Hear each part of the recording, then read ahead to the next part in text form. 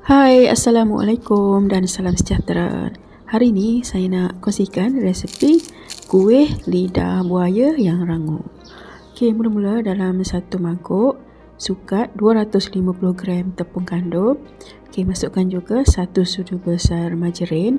Kemudian kita gaul dulu margarin dan juga tepung ni sehingga dia jadi kasar.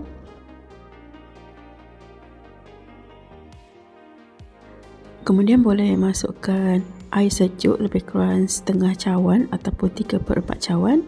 Okay, kita masukkan sedikit demi sedikit dan uli sehingga dia membentuk satu dough yang tidak melekat di tangan.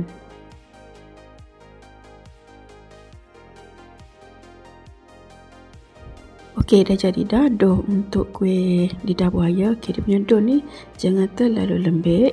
Kemudian rehatkan lebih kurang 10 minit bagi dough ni jadi agak lembut. Okey, ni selepas 10 minit, dough dah pun ready untuk dicanai. Sebelum tu bolehlah sediakan gam untuk disapu pada dough nanti. Okey, masukkan 5 sudu besar tepung jagung bersama dengan minyak masak. Okey, kacau rata sehingga dia jadi agak cair seperti macam susu pekat manis.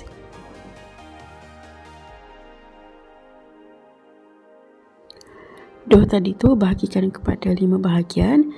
Kemudian ambil satu bahagian ni kita gelekkan ataupun canaikan sehingga dia jadi betul-betul nipis.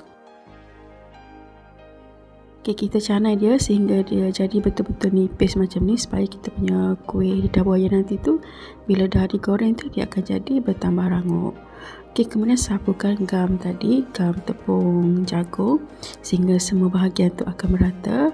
Kemudian gula kemas-kemas.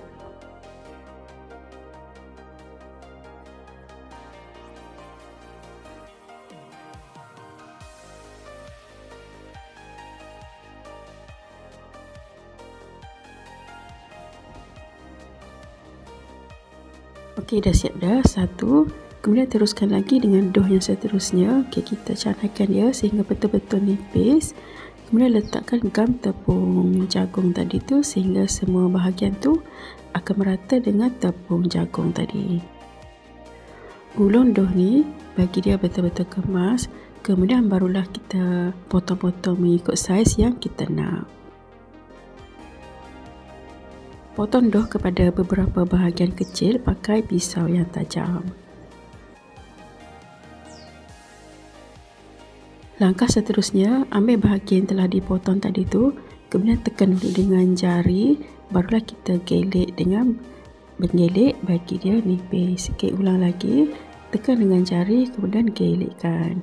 Okey, dah siap dah kuih tiramnya. Sambil tu dah boleh panaskan minyak dalam kuali. Pastikan minyak tu dah betul-betul panas, barulah start masukkan kuih tiram. Kalau minyak ni kurang panas, dia punya lapisan kuih tiram tu tidak akan terbuka. Tak ranguplah kita punya kuih.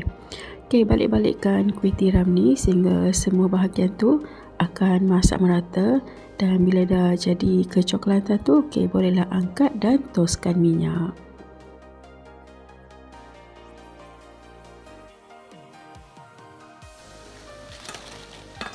Okey, ni dia kuih tiram tadi dah pun siap digoreng. Kemudian tunggu dulu bagi dia sejuk, barulah tabur dengan gula icing ataupun boleh je taburkan dengan susu. Okey, kita goyang-goyang bagi semua bahagian tu tersalut dengan gula tadi.